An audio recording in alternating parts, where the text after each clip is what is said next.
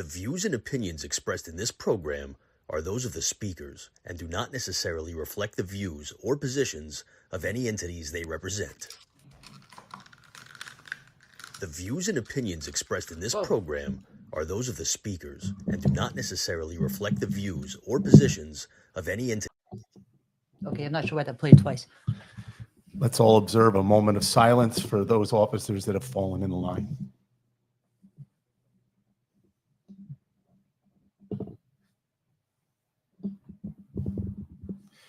Welcome to Sports Beat with Fredericks and Freed. Special guest appearance today by Burke. Oh, hello. Mike. Thanks for being here. Mike, how are you? Not bad. Hanging in Oh, there. two mics. Oh, wait, all right. Here we go again. Call me Burke. Burke, how are you? Yes, I'm hanging in there. Thank you. Thank you. Mike, how are you? I'm okay, sir. Jonathan. Thank you very much. Again. Jonathan, proper names today. Your show, he's Mike. I'm second. There you go. And to Blue in the studio. Blue doing double duty today. Thank you very much. Oh, you're welcome. There you go. And again, happy Belated birthday. Yes, my entire weekend was filled with libations and laughs. You bartend somewhere, right? I do. Yes, I bartend up at Halligan's in Stony Point, New York. So if you want to come up there, free plug. Let him help.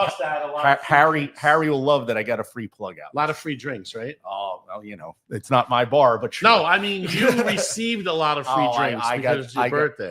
Did I ever? Oh I my bet you God. Oh, some fiery ones as you were able to see. I mean, you look good. You've lost some weight. How many pounds? I have lost 35 pounds since I retired from the police department. Right. 10 more to go. 10 more. I have a lead I want to get to. What's the weight you want to get to? 185. Oof. 185. Well, I weighed 185 in 1987 in the police academy. I'll never see 185 again. So for me, the scale hasn't read a 19 since 19.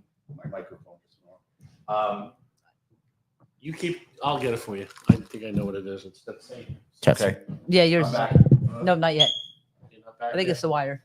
Mike, you talk. Take up some airtime, Mike. Oh, yes. When I say Mike, you talk, take some airtime. That's when you actually speak. I am speaking, sir. Speaking into the microphone. Oh, yeah. Well, anything that you had on your past week, Dawn? No. I mean, I was off Am for I the back? week. I'm so- back. Back? You're back on. Back? I'm back. He's back. Thank goodness. Yeah. Minor technical difficulty. Yeah, so what we're going to do eventually is we're going to have a hole drilled here and have all the wires go through the middle. Okay. But I am not, this is like a $15,000 table. Sure. That You Mike get- Lisa made for us. So Lisa's You woodworking. get one bite at that apple. Yeah, to I drill. am not taking a chance of messing this thing up. So yes, circling back, as they like to say in the trades, I haven't seen a 1.9 on a scale since 1997. So about a month or two ago was the first time the scale read under like 1.9 something, and so that was a month. You're not a slave to the scale, though. You don't constantly. Do you constantly look? I weigh myself once a day. Oh, you do. If you'd like the In the mornings. if you'd like the personal view of it, I get up and I evacuate number one, Right. and then I am standing there in my underwear, and that is the official weight for the day. From what I understand from all my different weight loss tries and all these different things and reading stuff, the best time to weigh yourself is in the morning because you actually lose water weight while you're sleeping. Yes. And if you have 3 days in a row of that same weight or close to it, that is now your real accurate weight. 1 day is an anomaly. Right. You have to have 3 days in a row. To say that I put a few more pounds back on in the last 3 days would be an understatement. It's a but birthday. That's okay. That's okay. I haven't seen. I was 298, believe it or not. Wow. 2 Christmases ago. Well, this will be coming up on this Christmas. Will be 2 years ago, 298, and I was scared shit. I was like, holy shit, I'm going to be 300 pounds. Yeah. And even then, I mean, I look a little heavy, but I carry it pretty well because I'm 6'3". I said, no more. Wow. So it's coming off slow. I'm stuck right now at like 242. But you're 6'3". That's not. Yeah, I'd like to get to 220. That's a good number for me. I was. Well, I'm only 5'10". I was 235 pounds at one point at this little iteration of myself. Right. I was barely squeezing into 38 pants. I really should have been in 39s or 40s. And now these are 36s and they're loose. So it's Nice. It's going in the right direction. Yeah, I'm in 40s and they're loose, and I love it. Yeah. And I the gut, it was more for me. Like, I wanted to be healthier, sure. But Sure, absolutely. It was more for me. I just didn't like the way I looked. And I'm like, Right. if I'm going to do something about it, I better start. Oh, I love the way I look. I'm fucking fabulous. Yeah. But I just wanted to Fabulous, lose a little. darling. I just need to lose Fabulous. a little more weight. I put my Rudy Rudiger Notre Dame helmet here because it's a sports show. It is. I want it to fit in. Yeah. And I have my shillelagh all the way from Ireland. Very nice. Ironically, by Mike Leeson, the guy who did this table, woodworking and designs. He was right over in Easton. So It's a very nice shillelagh. it is, right? It's just a replica like shillelagh. You can still crack somebody and do some damage. Did you ever read the book about Rudy Rudiger or just watch the movie? I read a book about Notre Dame that has a lot of Rudy Rudiger stuff in it, but I never read his actual. Is it autobiography or biography? I think someone wrote a biography about him. And, Right. I mean, the movie takes a little dramatic They license. took some liberties. Yeah, in the they do. movie. Yeah. But I mean, it's still a good movie. Yeah. There was never the the janitor. That's Right. That's a amalgam of a bunch of different people Sure. in his life. Right. I think that's one of the movies that's whenever it's on, people automatically watch it. Yeah, I agree. It's an entertaining watch. I don't change it. If I'm flipping around and I see that on, I'll watch it Yeah. till whatever point it's on till it ends. Yeah. Yeah, how can I not? That and Yeah. Anaconda. It is. Anaconda is one of those movies that if it's on, what other movies do you have like if it's on and you see it? So I'm going to get. I can't wait here to range of different movies Okay. here. Well, here we go. Rudy Anaconda. Here we go. So Apollo 13. I always get nervous if Tom Hanks is going to make it back from the moon. Right. Braveheart is an instant watch. Yeah. Shawshank Redemption. Shawshank. Shawshank Redemption. I enjoy. The Patriot, that Mel Gibson one. Yes. I watch that all the time. But is that one that you would watch no matter when it was on? Not that you'd watch it all the time, but like you're flipping the channels, you see it, and you're like, all right, I'm going to watch this till it's over. The moment it's on, I'm mesmerized. Okay. And I And the watch Warriors for me the too. Warriors. Well, that's going Yeah. back a ways. Yeah. Yeah. 1979. Blues Brothers is close. I'll watch the Blues Brothers when it's on. Animal House. Not so much. No? I watch it, but it's Yeah, not but like it's it's not not like a- appointment viewing. Yeah.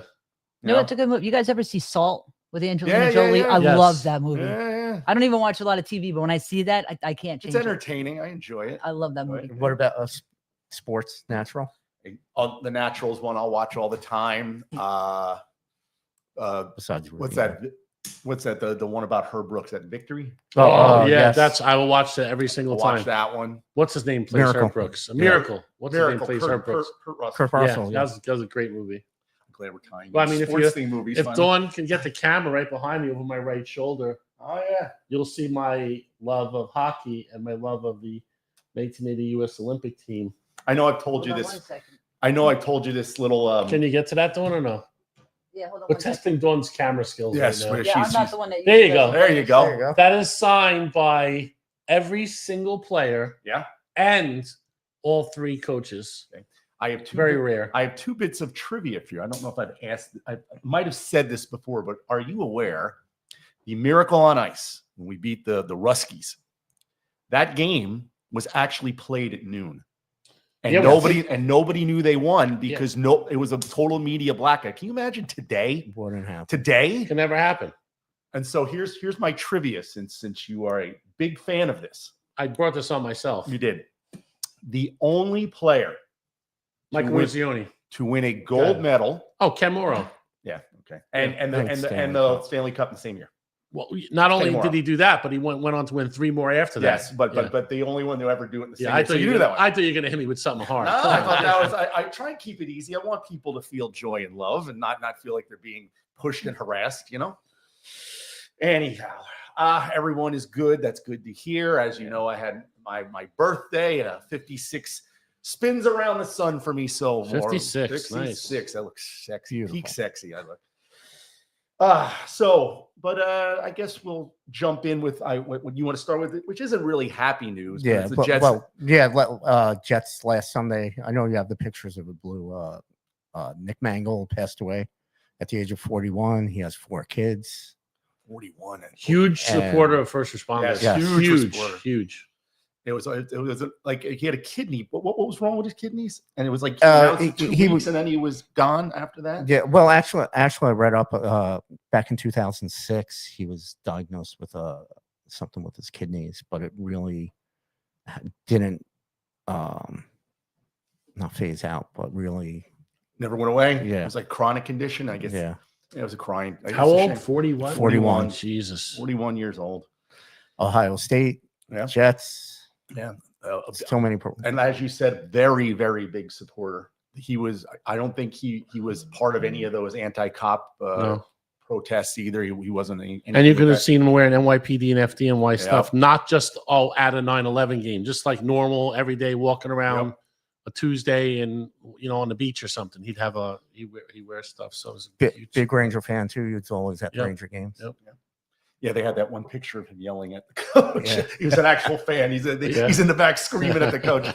And then the Jets won with their first game. And, Well, so we can jump into, I guess, Jets Giants first. Jets won their first game, and it was entertaining. I enjoyed it, and they had to hold them off with 1:45, left, and a field goal would have won the game, and the defense stepped up a bit for that. So even though they've only won one game, at least that was an entertaining game. Like, Right. I mean, they played, and for me, when you're 0-6, 0-7, I realize that these are professional athletes, but at some point you're tanking. You're just not playing anymore. So it's kind of a testament with the head coach that he's able to keep these guys motivated and playing, because on paper they should have a good team. They do. They should have a good team. They have a good running back. They have a good receiver. I mean, Justin Fields, but I mean, he's a serviceable quarterback. Well, you had the big controversy during the week where Glenn didn't want to announce Yeah. till the last minute who Justin the quarterback Fields was. is a don't lose the game for us kind of quarterback, right? Like, Basically. just do what you're told to do and don't take too many risks. And Yeah, a game manager. Yeah, he runs too much for my liking. Like I don't like quarterbacks that do a lot of Right. running. That's how they get hurt. And so, that being said, he managed that game quite well. The defense came up with the stop at the end of the game when they had to. They did, and so you got to give credit where credit's due with the Jets. Right. I can't really comment too much. I don't watch football, Yes, so I'm aware. well, this is weird, right? I haven't watched it since Kaepernick, really. Right. But my old lady loves the Eagles, and she puts the Talk Eagles about them games. in a minute. Yeah, but she has the games on, so I might watch a little in passing. And is it weird that I don't watch the NFL, but I'm still very interested in like facts and player stuff? Like I read about things because I really want to watch. And who the hell knows if I'll ever come around. But for now, can I ask you one question? Sure. Sports related, NFL related. Yeah. What's the Tampa Bay Buccaneers record right now? Tampa Bay Bucks. They're 6-2. 6-2, I believe. All right, now I wish we had the tape where we could go back. Where one day I was sitting here, we were all Here we shooting go. the shit, and you asked. It was the end of the preseason. You asked Super Bowl predictions. Oh, yeah. And do you remember who I said my dark horse was? The Tampa Bay Buccaneers. Tampa Bay Buccaneers, and you almost fell off your chair Mhm. in shock and disbelief that I would say that. Dismay. And Almost said that. and now 6-2 and looking really good. Well, Baker Mayfield. Yeah, well that's why. That's what I love that guy. I enjoy his story.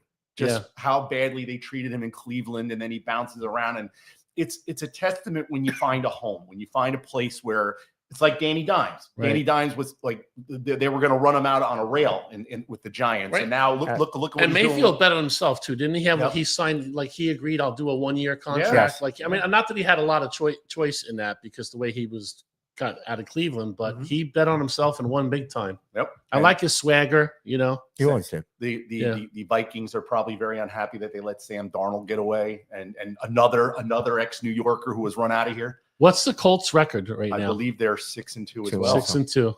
And Danny's in the MVP category. Yeah, it's had a Category. great year.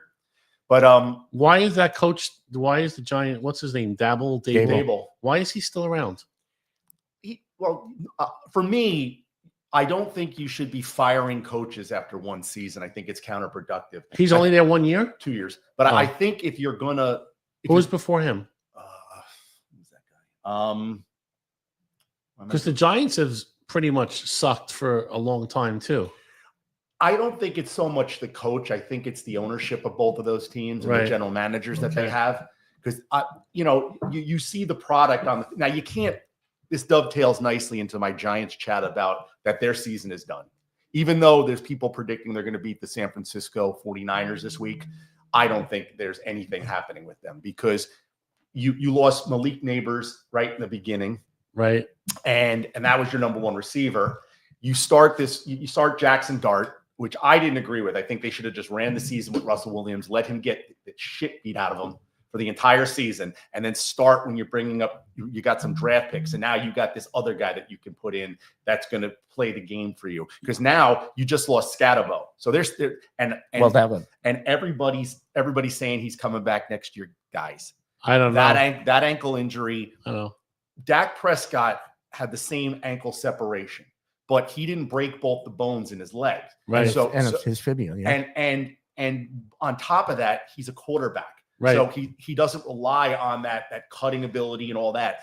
I hate it for the kid. The kid was exciting for the Giants. Yes. And I don't think he comes back. And if he does come back, I don't think he's half of the player he was. And that kills the Giants. So now, well, he can't afford to be half the player he was because the kind of player he was is 100% Right. maniac. I don't think like, he's going to have that. Knocking anymore. guys around like they're, Mhm. standing still. And you can't do that if you don't have that strength or. I hope he comes back. Me too. I love really the do. But truthfully, no, I don't see it. Everyone in the NFL love them both together. As you saw by the Philly fans, who always hated, they'll always go off on Everybody. Philly fans hate everybody. They do. They- They hate themselves. Right. Because they're from Philly. Everybody versus Philly. It's actually must watch with Dart. Yeah. And But it's over now. It's over now. Like Dart can't Yeah. carry that team by himself. And so it's not gonna work well. I mean, you were talking about the Eagles. Now the Eagles are in first place in the division, but I've been telling people already they should have lost 3 games. Yeah. 3 of the games they won, they should have lost. The Cowboys should have beaten week 1. And the Cowboys are not a good team. So they're the best of the worst. So there's probably only going to be one team coming out of the NFC East. And my guess is it's the Eagles. They'll just have the better record. Right. But I mean, this division is just The awful. Commanders are on the slide. Commanders lost last week. Cowboys play a good team, and look what a good team did to the Cowboys, 44 points. We don't have a defense. That's the problem. Dak Prescott is in the MVP conversation, and for once, I'm not going to say You're not complaining. I'm always the guy that said Dak is not the answer. He's never going to take us to a Super Bowl. It's not his fault this year. No. It's not his fault this year.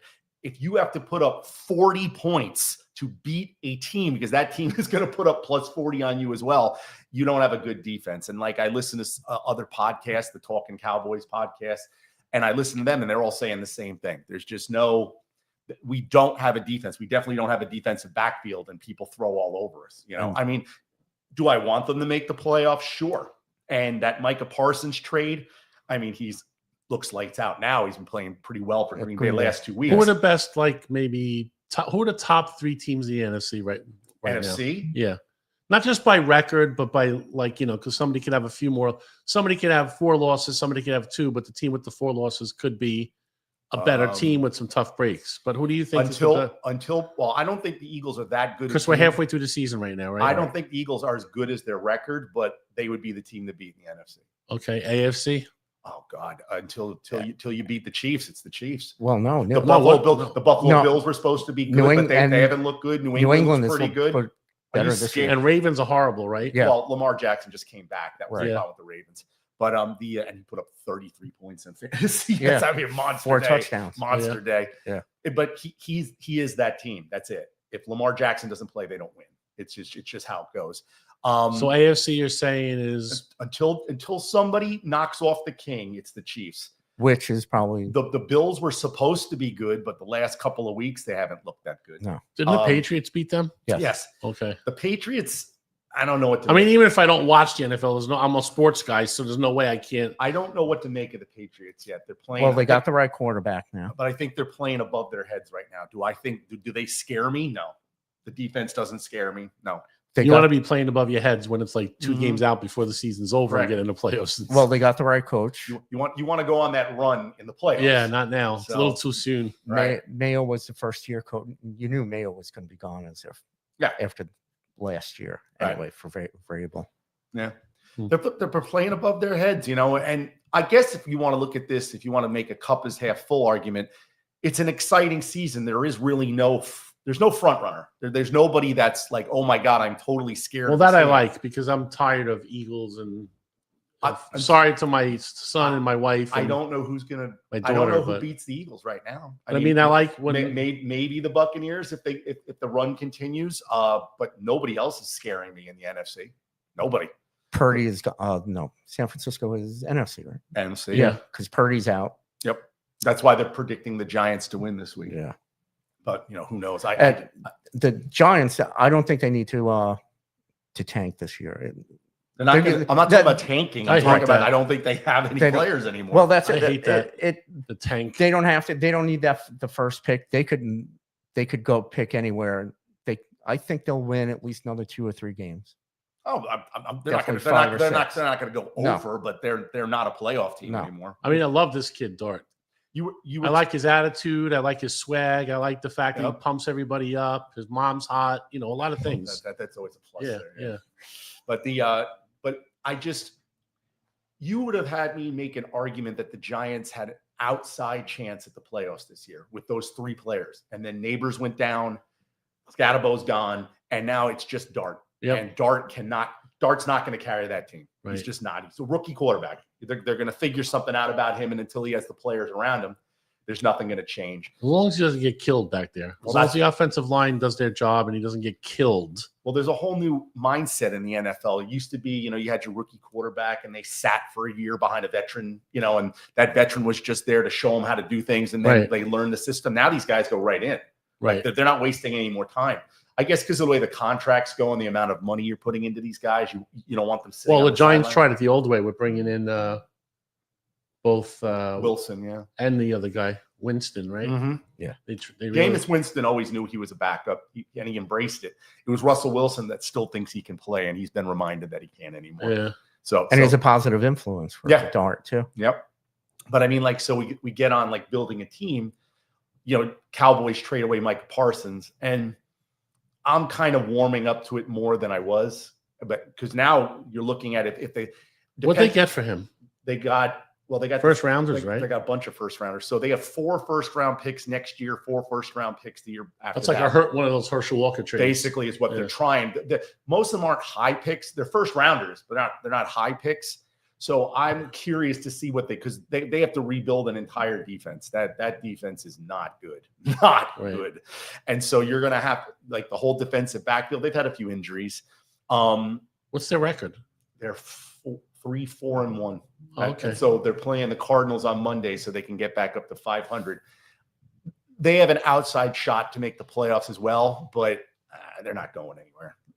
As soon as they play a good team, they played the Broncos. The Broncos put 44 points up on them. Right? They played the Eagles. The Eagles put 40 plus points up on them. I told the Cowboys should have won that game, but the Eagles put 40 points up on them. Any good team, they're just shredding these defenses. So you're just not going to go anywhere with it.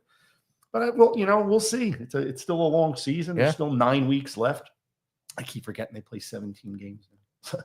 So I think a lot of people forget that. I keep forgetting that too. 17. But I personally think the Giants are done. Those injuries killed the offense. There's no replacement for Scadabo. There's Wan'Dale Robinson is a serviceable receiver for the Giants. But even he's not Malik Neighbors. Well, there's talk that the way that the Dolphins are, they just fired their GM, but they kept McDaniels for the whole Waddle. They're supposedly looking to maybe make a trade to get, so he has at least a receiver. Ask yourself this: would you, if you're a Giant GM, would you do that? Depends what you're giving up, right? Because the season's over for them. I mean, what are you getting for him? Okay, you bring in a receiver. You don't have a running back now, so why would you be giving Tracy? Up? Why would they have 3 wins? The Giants. If he was that good, he'd be starting all the time. He's not. What are the Giants? 5-3. They're 2-6. Oh, 2-6 with 9 games to go. Yeah, they're not. They're not running the table. No. And I mean, okay, Brock Purdy's not quarterback for San Francisco this week, but are you really beating that team? I don't know. So I happen to think, as far as New York football goes, I think it's pretty much over. I'm gonna. A fun team to watch if Scatterby was still Yeah, kind of like when they had what's his name, Cutlets. I it was a story, yeah. you know, something But good. I was looking forward to next season with Jackson Dart, Malik Neighbors, and Scatterbo playing together. Right. I wanted to see what that triumvirate could do, because, you know, if you ever notice all the really good teams in the NFL, they all have pieces of that puzzle, and then you have like a second wide receiver. So, like, you know, just because I'm a Cowboy fan, you had Aikman, you had Irvin, and you had Emmitt Smith. And then you filled in Alvin Harper on the other side of Irvin, and you had that serviceable second receiver. Right. You know, and that's what the Giants were having. And a lot of times those serviceable second receivers become superstars. John Taylor. Because played next to Jerry Rice. They're double teaming, you know, and all this scheming for this guy. And then that guy gets, you know, a lot more looks. So for like the Cowboy purposes, George Pickens proved he's a number one when CD went out for a couple of weeks. I mean, he proved it. And, you know, because he was a nut job in Pittsburgh. That's why they got rid of him. And I think Micah was a nut job for the Cowboys. You hear the backstories on it. Nobody wanted him to go. Right. I mean, he's a once in a lifetime edge rusher, you know, but not job in what way? It's just crazy. He's cancer in the room. Like, so like the days of putting up with like Charles Haley. I was going to say, because that part you can't. So sometimes you got to take the good with the bad, because a guy like that, who's a menace and a maniac on the field and the best at what he does, it's like, you know, taking away, if you try to curb him or contain him a little bit. I'm not saying, you know, immature shit. I'm not talking about that. Like, but I'm talking about a couple of minutes late to a meeting, or, you know, whatever. Not like the old Lawrence Taylor days where he just showed up, you know. We're looking at it from the outside. Just imagine for a moment, Dallas Cowboys, the preeminent franchise, basically. I mean, I don't care if you don't like them. They are the preeminent franchise in the NFL. They always will be. And it got so bad that they had to get rid of him, because they could have signed him. They could have given him the money, and I'll bet you Green Bay is going to give him the money. I think they already have. Right. So they had the money to give him, and they just didn't want him. Well, you saw the documentary with the Cowboys, but they did the opposite with Haley. They kept Haley. They kept Haley. Well, I never knew this. Haley's bipolar. I didn't know that. Well, the other thing too is Dallas has signed some really whack jobs too. They brought in what's that Tank guy? What's his name? Tank. That defensive player that was like a maniac. That Haley. What is it? Up for the Cowboys? Defensive lineman? Defensive guy. Wasn't his name Tank something? Tank. Well, there's Tank Dell. He was on the Giants. No, that's not it. I mean, like, let me think about it. Yeah, Haley was the best the best example going with Micah Parsons, and it was just a different time, you know. And he went after Jerry Jones. Yeah. The helmet in the locker room. Well, that was that second. Well, because he wouldn't sign Emmitt Smith, right? And that whole story goes, that this motherfucker isn't gonna take us to the Super Bowl, and they signed Emmitt Smith 2 days later. So, hey, what about that cool thing that Scatterby did? He gave up some of his signing bonus money, like almost $150,000, and put it back into the pool so they could have money to sign another player. Did you hear about that? I hadn't heard about that. Yeah. Oh, I'm sure that he gets his money endearing. That's endearing him to the fan. There's not one agent on planet Earth that's going to let you put money back. That's yours. I'm sure I'll pick it up in endorsements and stuff. I'm still saying he didn't have to do that to help the Giants out, even in a little way. Well, so Dak Prescott, in order to get CeeDee Lamb signed, in order to get these other people in, he restructured his contract. So the Cowboys had more cap room to resign him. People do that all the time, you know. So, but you're still getting your money one way or the other. That's one thing about the NFL with the cap between baseball. Well, I mean, we argue about the cap all the time, and like, so let's drift into baseball for a moment, because this is like one of those epic World Series and whatnot, you know. But talking about a cap, well, one, if there's a cap in baseball, you are not going to see a team like the New York Yankees again. You're just not. No. Because they can't outspend other people. Well, the Yankees don't do that anymore. Actually, the Mets are the ones dropping all the money, and the Dodgers. But they can't outspend people. There's a certain amount of money you're going to get. You're also not going to get like a Derek Jeter that spends 20 years with the same team, because the salary cap is going to be prohibitive to keep signing people. So with a salary cap in baseball, it's going to drastically change how baseball is played. And the only thing I want for a cap, believe it or not, is not the high end cap. I want the low end because you must spend this amount of money because Pittsburgh has the best pitcher in baseball, Paul Skeens. Yes, and he's under the rookie contract still. They have control over him. The moment this year, that's it. Then it's over, right? It's 2 more years, I think. And the moment that he gets to that contract, Pittsburgh's going to get rid of him. So why on earth, as a fan, would you go to a game knowing full well that this owner's just going to dump them out? And a beautiful stadium too. Yeah. Like, you think they want to put some money in and try to do something with them? I mean, Pittsburgh hasn't been relevant since '79. Willie Stargell. You know, I mean, so we are family. I mean, Pill hats. No, Barry Bonds. Didn't Barry Bonds go to a World Series at Pittsburgh? No. The Pirates, I don't think have been back to a World Series in '79, have they? Dawn, can you look up, see if the Pittsburgh Pirates went to the World Series in the 80s? Hold on 1 second, because I'm trying to do a few things at once here. So Okay. it's from Listen to me. That's Dawn's go-to. Listen to me. You work for me.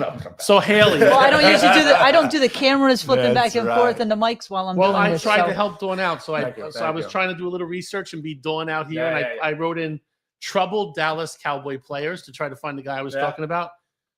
Here's what came up: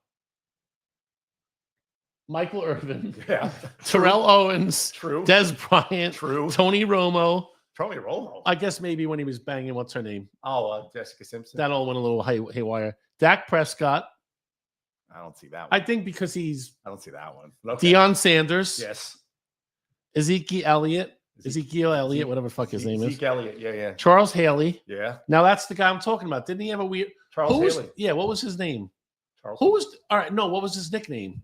Oh, I don't know. Didn't Dallas have a guy on their team that like got caught with like firearms in his car, like all sorts of? Charles Haley. Okay. Yeah, that's the guy I'm talking about. Nate Newton He got arrested for a lot of weed. and Roy Williams. Never liked Roy. Those were the names. Those are the names that came up as troubled Dallas Cowboys. They're all wide receivers. The Pirates actually won the division Okay. 90, All right. 91, 92, and they did a wild card Okay. 13, Okay. 14, and 15. Oh, okay. All right, not bad. Well, no, but so the 90s one would have been Barry Bonds. Yeah. He was on that team. All right. So, But 79, the yeah. World Series. But I mean, so you don't, I'm just saying that, like, if the Yankees had Paul Skeens, we would not even be having this conversation about whether they were going to resign him or not. It would just be done. Right. And they probably would have already done it. They probably would have locked him up by now. Right. And thinking how many more Yankee games we'd all go to. Just take a look at his girlfriend. Right. They none of them have slouches. I don't know if you're aware. There's no slouch. There's no slouch wags. No. So, but I go on. Continue, Mike. Continue. It's that thicker part there. Just kind of twist that together. See that twister right there? You don't like that twist. microphone, do you? No, the microphone doesn't like me. So. Yeah. We'll get it. We'll get it right. get it right one We'll of get these that days. hole in the middle, and we won't have that problem That's anymore. right. That's right. So onward to with baseball. What do you think the Yankees' top priority in the offseason is for you? It's going to be outfield. Okay. Who do you think their target? They got to keep Bellinger. You think they got to keep They Bellinger? got to keep Bellinger. Because, well, you're actually their target. Forget that. Well, What about relief pitching? The Yankees, I didn't think their relief. Their closer, Devin Williams, had a bit of a problem in the year, but he kind of straightened it out here. Yeah. Yankees need to be more like the Blue Jays, more well-rounded. I kind of, well, the Blue Jays built through draft picks and things like they're very little free agent signings for them. I don't think the Yankees. That's one of the curses to being a Yankee is there's no time frame. There's no tolerance for patience. Right. It's win now. Right. And they have a bad farm system. And you're in the biggest market in the entire world, and you're the big team. I mean, look, I'm a Mets fan. I would be stupid to say that it's not a Yankee town. It's just you can't. But I thought that re-signing Bellinger, he's well, they're not going to resign. Goldschmidt's going to be gone. So do you put Bellinger at first? Do you make him your left? Because Grisham has to be gone too. Well, where are you putting all these players? Because how much longer is Aaron Judge going to play right field? I've been saying move him to first like Well, I was Harper, going to but say, they're haven't they been they're saying not. that for a while? They Right. want him out of the outfield and put him at first base. Yeah. But a lot of Yankee fans don't want them. But They want him so if they do that, where are you putting Bellinger? And if you're putting him as the DH, what are you doing with Giancarlo Stanton, who you still have for 3 more years? Right. And no one's taking that contract off your hands. Nobody. Nobody's taking that contract off your hands. So what do you do? And you need pitching. Yankees and Mets both need pitching, starting pitching. well, actually, you have Cole coming back. Mm-hmm. And then who? You have Hill coming back. Yeah. You have Schlitzler. Okay. May I take a call? Sure. Okay. Hello, Hey, Clark, let me talk to you about baseball. Eric. First of all, we're on the air. We're doing a show. This is the second time you called me. We have a studio line. But For- the number's not up. You're supposed to know that number by heart. I don't know that it's actually connected either. I'm trying to do like. So This is the part where Dawn tells us she's trying to do 15 things at one Once. time. So, all right. Listen, this is not my show. I am going to look out over at Mike and Jonathan and see if they're willing to. I only took this because I thought it was an emergency. I thought maybe Okay. you were going to drive your So car here's into the. the- I so didn't. here's Hold the- on. I didn't say yes or no yet. Don't go into your fucking spiel until I find out if the hosts of. This is called Sports Beat with Fredericks and Freed. I have nothing to do with it. Hold 1 minute, please. What are we doing with this clown? Does he have a question? Does he have something pertinent? Do you have a question or something pertinent to add besides asking me if I'm giving a bundle of cigars to Mike Freed for you? well, Josh said you are, but about the Yankees. Oh, okay. Okay. All right. Yankees need to keep Trent Grisham because he had a great season. He had a pretty good season. Great. Okay. Get rid of Giancarlo Stanton because he Can't. can't run. Can't. What about his contract, Eric? You can't just get rid of the Can't guy. get He's rid of him. guaranteed money. What are they going to do with that? But 3 he years can't ago. Run. He can't run. So what's that? And who's going to take a guy who can't run, who's making ridiculous amounts of money? Get rid of his contract. How? Keep what's his name? Bellinger. That's what Sign- Mike said. Sign that guy Tucker from the Cubs. Keep Judge. Okay, Tucker could be They a just DH. re-signed Judge. Keep Judge. No one's- Judge. there's Who's getting rid of Judge? Nobody on planet Earth is talking about getting rid of Judge. I like the Tucker, but go ahead, keep going. You just have some knowledge. Tucker could be a DH. What are you doing with Stanton? What are you doing with Judge when he's like breaking Get down rid of during his the season? contract. He can't run. Get rid of his Who's- contract. He can't run. Eric, who's What is he owed taking, per year, who's roughly? taking his contract? What is Who is Stanton? taking Giancarlo Stanton's contract? Where are you getting rid of him to?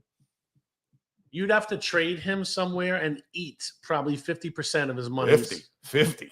Well, I'm saying, I'm trying to be fair here. Yeah. While Mike's looking it up. What else, Eric, about the Yankees? Well, they need pitching, don't they? Correct. Everybody needs pitching, but What's yes, your plan for that? You want Stanton to fucking pitch? What do you got? I say trade him to the Orioles. Trade him to the Marlins. Who? Stanton. why would the Marlins, who don't have any money now, take that contract? It's 25 million, which is We're trading to 25 million each year for 3 years? Yeah. So he's owed 75 million for the next 3 years. Yeah. Yeah, Who's- you're not getting anybody. And Stanton was already on the Marlins. So why would they take him back when they can't afford their contracts now? What good does that do them? Why would the Orioles take him? They have a first baseman. Eric, that's where when someone asks you a question and you call into the show, that's where you answer the question. He could play the outfield. He can't run. Didn't you just say he can't run and now you're going to put him in the outfield? He could DH for any team, the National League or the American League. the Marlins are actually still paying him $19 million. That's great. Wait a minute. The Marlins are paying him 19 million. They picked up salary?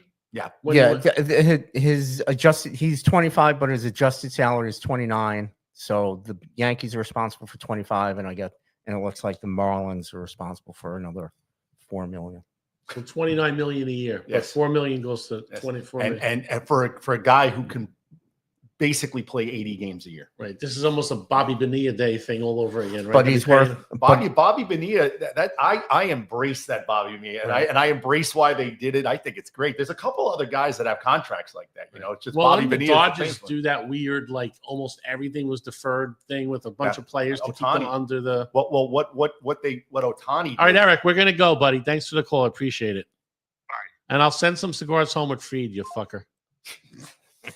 I thought what they did with Ohtani, or I thought Ohtani negotiated this contract that way because he doesn't pay the California tax until the very end. I think he was afraid he just didn't want to gamble away his money. Because if anybody believed that fucking story that it was that guy, that's a bunch of bullshit. I never bought that either. Go to any fucking casino anywhere. The Japanese, the Chinese. What is he?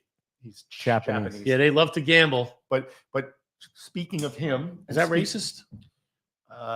We'd have to consult the Oracle on that. Is that racist? I wouldn't say it's there we racist. go. I mean, Not racist. Not only they listen. I love that comedian. I'm going to see her in December.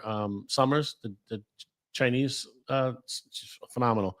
Anyway, you go to any casino, there's a lot of Asians there. Mm-hmm. Always, yeah. They're very rude.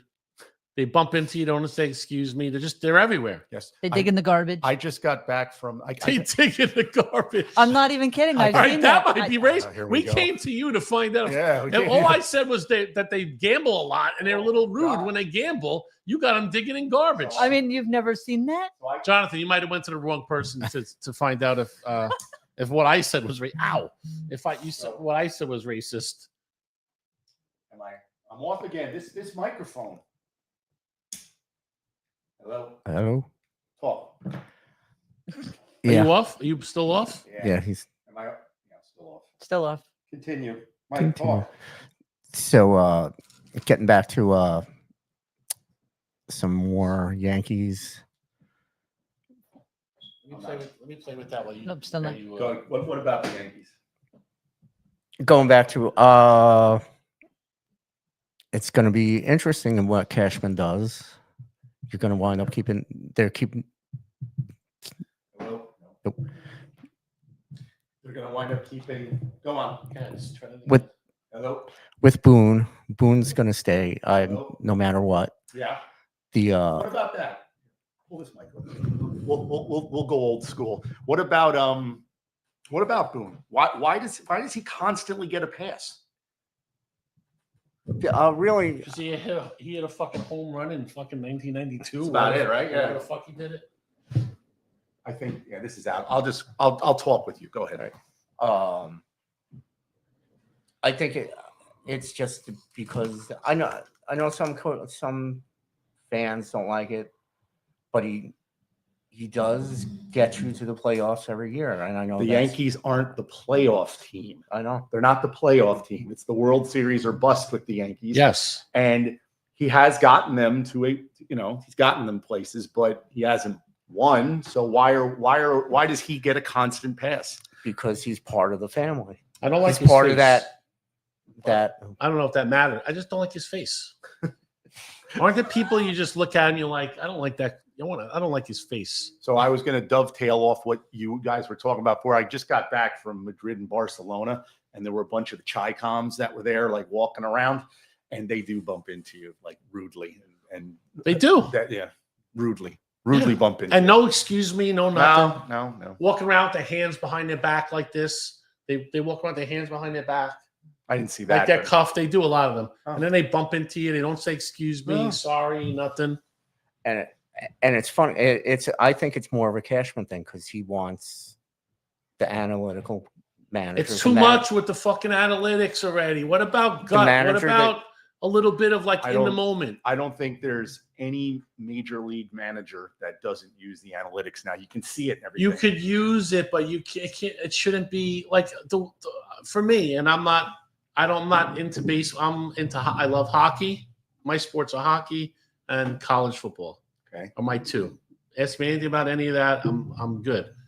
Baseball, I'm a casual fan now. It just not like when I was younger. I can't watch fucking 9-inning, 150 fucking games on 9-inning games.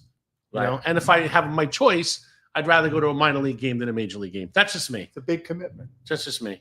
What do you think about? He takes. I like. There are times where you gotta just trust your gut. Yeah.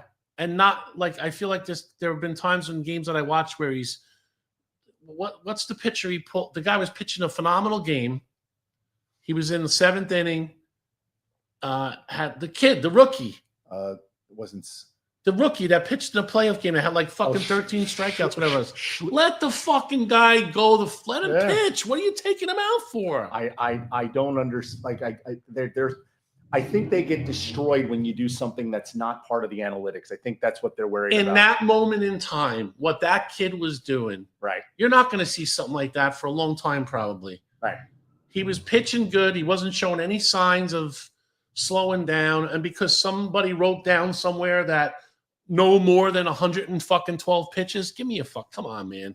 Too much robotical type stuff for me, anyway. I don't know who's really driving it. Like the analytics. I can't see why any manager would want to do that. Like because they're basically not managing. They're looking at a book. Right. Like in football, when people would never ever go for it on 4th down. Right. And then they got all the stats now that say you have more likely a chance to make it on 4th down. Yeah. And there are people going for it on 4th down on their side of the 40 regularly, I would say almost. Well, because I know that analytical thing was because the net gain you get from the punt, the punt that you do isn't worth it's negligible to the odds of you getting a first down, like say 4th and 1, 4th and 2. So that's why they do those types of things.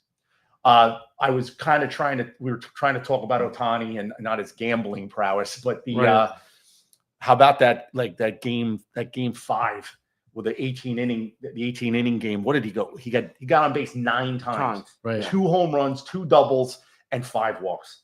9 times. And he's pitching.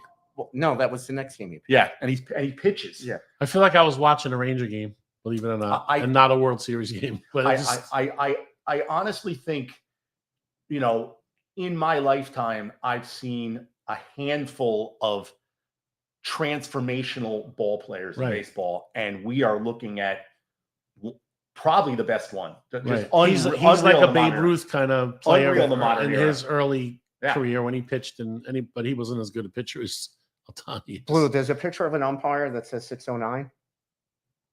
Okay, what's that about, Mike? That's the 18 inning game where there were 600.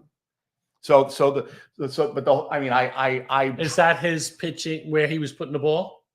What is that? Well, no, this is it's been being considered one of the best umpired World Series games. Umpire was, right. Because he went the full 18 innings. There was one umpire, 609 pitches throwing. His accuracy was 97%. Wow, that's good. Well, that dovetails nicely into what Major League Baseball is going to be doing, which is the automated strike zone, which I think should be every pitch. I don't think it should be you can request it. You get what happens to the home plate umpire? You can still have the home plate. He's still there for like plays at the plate. Yeah, and like what if the catcher drops the ball or things like that, or if the system isn't working properly, you could still have a human being. We've talked about this before, and me and Josh get into it because he likes going to the ballpark and he likes a 4-hour game, and I understand that. You have like this game. You're there for experience, right? And we're speeding up the game. But I just don't want. I'm tired of the ump being the game, right? Okay, because look, any referee or any umpire should never. You should not know. You should never know their name or who they are. But Mike illustrates my point. We're all excited about this best umpire game ever. Why? Every game should be the best umpire game ever. Every game. But 97% right. And then they'd be 100% right with the computer. Right. Yeah, but I mean, Alan Porter. Computers aren't running around the bases either. I mean, there's got to be some human element to the game. I'm not saying I like when someone gets something wrong, but it's so like the NFL right now would be my big beef with refs is they're ruining the flow of the game. You can call a penalty in the NFL on every single play. Oh, for sure. Every play there's a penalty. For sure. And they're just ruining the game. It's constant. Like the team is driving, the defense is on fire, and it's one after the other, and it's just deciding games. So like I've never really. I have no personal hate for Patrick Mahomes. Right. I don't. He's a nice guy. I don't like his face either. But he's a nice guy. His dad's an ex-Met, but dad likes to drink a lot. But he all right, I like him a little more now. But last season it was blatant how much they were protecting him. Oh yeah, and it was the only time I've ever rooted for the Eagles in my life. They crushed him. And for the first time, I think in the last 3 or 4 years with him, he was not getting every single knick-knack penalty, and the game flowed differently as a result of it. This year, he played a little differently. Yeah. This year with all the quarterbacks, they're calling legit headshots. I'm fine with that. You're vulnerable, but they're not calling the same ticky-tack stuff anymore. So you've got Mahomes has to play like everybody else does, and he's starting to come in like what he looked like last year. The last 2 games, he's been playing very well. But before that, the Kansas City Chiefs were above average. They were great. They were above average team. They weren't getting the calls. But it's like every week with these folks, it's just killing the game with the amount of penalties and the amount of things that the umpires, the refs involve themselves in. Well, it was happening during the season from MLB too. But like I said, as I was telling her, also we had Game 4 where the ump was good. And then Game 5, the same thing with Alan Porter, 97%. He only missed 4 calls in that game, and his strike accuracy was 100%. That's great. Probably take that picture down now. But look at what you're talking about. Look at how excited we were about this. That should be every game. It shouldn't just be, ooh, look at this. Every game should be 100% strike accuracy. It should, and even the umpires on the field, no real problem, like except for the 9th inning of yesterday, which everyone was. Well, the ball that got caught. Yeah. I mean, it's legit. It got caught. It's a ground rule double. Yeah, okay. And Toronto would have scored a run on that. They still would have been down 1 run, but that's a legit call. Like I don't have a problem with when something affects the game, but it's supposed to. Like when it gets stuck in the ivy. And I actually have the rule on that with the lodge ball, where it says, okay. Were you able to download? It's right there. So yeah, it tells you that a batted ball that sticks in the fence, scoreboard, or shrubbery or vines located, any part of the playing field should be considered a large ball. Likewise, a ball that goes behind the tarp. Yep. But there's people saying, how you can easily retrieve the ball. That's not the rule. But they're not. But they're not. It doesn't matter if it's easily. That'll retrieved. never work easily. Yeah. No, it's either it's one or the other with something like that. It is or it isn't. Right. If it's stuck there, it doesn't my big mutt my mittens can get it out in a second. This guy's gonna if it's in there, it's a double. That's it. That's the rule. There's no. Nuances to that rule. He was smart, but I didn't watch what happened last night. He was smart to raise his. There's video of it. Oh, because he probably knows what. It's more bases if he tries to pick that up. That would have at that point right there was the run already at second or something. The Toronto Blue Jays are down 2 runs. Right. That if he had fielded that ball would have gotten the Blue Jays 1 run back. It would have been 1-run game. It's the 30-second video. And there would have been a guy on second base. Okay. So I'm going to play the video. Smart baseball. Sasaki's 2-2. Line to deep center field. Dean on the run. Justin didn't get there.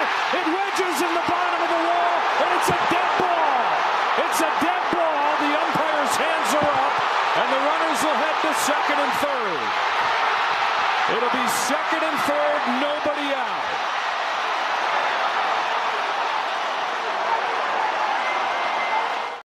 Sue us for using that without the they do have those things at the beginning. Any rebroadcast of this, blah blah blah. So we're probably not going to have a podcast studio next week if the Big Brother was watching. But I see what now. Like I was when you said stuck.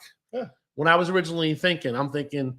I know there's no IV in Toronto or Los Angeles, but I was thinking like vertical in between 2, or like stuck behind, like you said, but not like.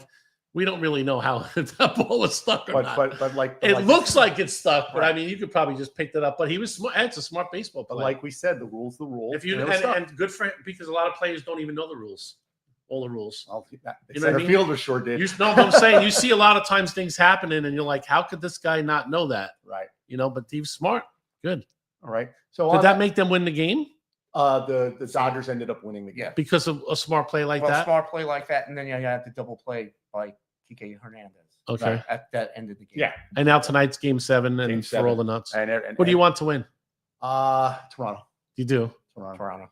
Because the Dodgers spent $1 billion. The only so I'm not again a huge baseball fan. I mean, I watch it, but I want Donnie Baseball to have a World Series. That's why I would go for Dodgers. But then he's got it with the Dodgers and not with the Yankees.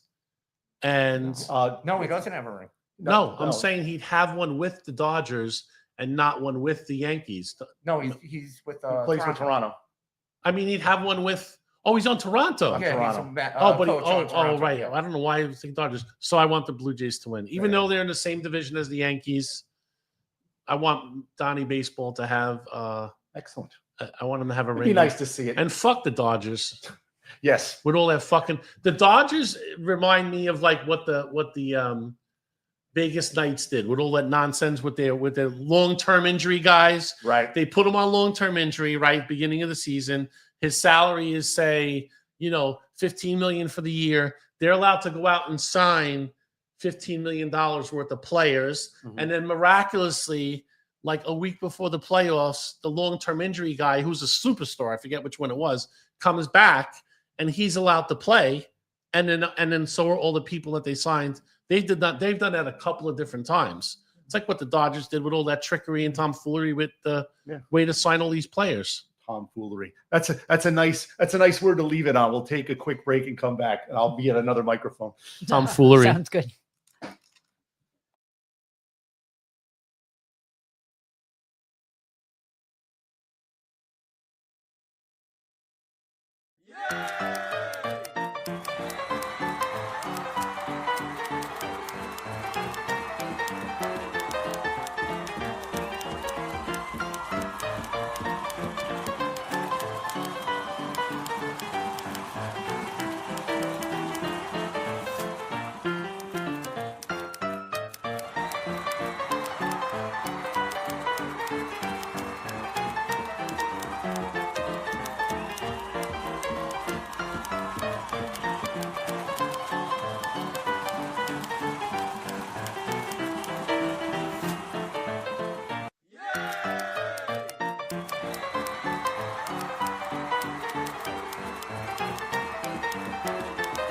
One, two, 1, 2. Well, that was just a test of the microphone that's now working, everybody. Don't be alarmed. We'll be back in about 5-10 minutes.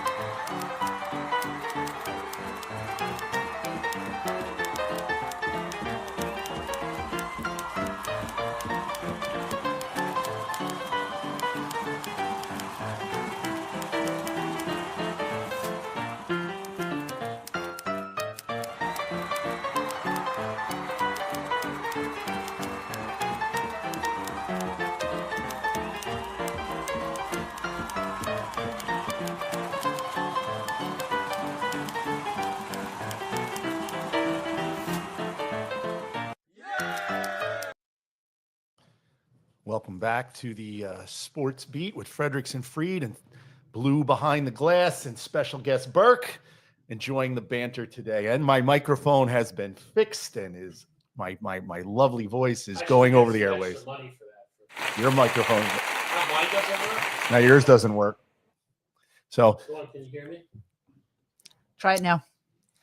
How about now? there we go. Oh, okay. Can we So hear you're you playing- just to I make had to sure? press the button. Testing, okay. testing. There we No, we're good. go. I had to press the button for him. All right. So, So we're gonna end baseball chat yeah, with. Go ahead. can I Go ahead. point two things out before we end? Go ahead. Baseball. The 18-inning game Mm-hmm. that they had, Brad Paisley sang the national anthem Brad Paisley. back in 2017, game 2. He sang the national anthem. 11. Is there some sort of Name a confluence Brad, of events name happening? a Brad Paisley song. Everybody name one song. I don't know. What? Neither one of you even know one Brad Paisley song? I used to wear a paisley tie. I like Brad Paisley. My favorite Brad Paisley song. Do you know any? I never heard of him until right now. It's called "Mud on the Tires." And what's your other thing? Put a, Mud get on a the little mud on the tires. Typical, you know. In that song, I think he lost his dog. Okay. His wife left him, Every and then country, he got mud on the tires. every country song and he ever was written. drinking beer and Every- bourbon. Every country song ever written. Yes. I guess. Yeah, absolutely. And then 2018, game number 3, went 18 innings. I see. Game number 1, 2024, 10 innings. And then he sang game number 3, which went 18 innings. So every time you're saying he sung the national anthem, it's gone. We've got free baseball. Got a little free baseball. On it. So Okay. bet on him. And the same thing with Cody Bellinger. Every time he plays on 420, he hits 4 home runs. It's been 4 years in a row. Wait a minute. Hold on a minute. You're saying for 4 years in a row, on April 20th, Bellinger hit 4 home runs. Yes. 4 years in a row. Yes. That's And like That's a pretty big. that's parlay. some fucking Stranger Things kind of things. That's going that's on a parlay I wouldn't have put down. And I won some money on it. Did you? Yes. Wow. Very good. It's always good to win a little money. I don't know. I'd be nervous. Like if Mike told me that fact and he's like, I'm betting on it this year. No offense, Mike. Hey. But I'm looking at you like a mush. I'm looking at you like you make the bet. It's going to all go sideways. Put him in the bathroom. So the while we were off camera and fixing the technical issues here, we brought up the idea of should the Mets re-sign Pete Alonso? They Thoughts? should, but they're not gonna. They He won't. I know he wants that 7-year contract again. He's not which going to get he's a not going to 7-year get that. contract.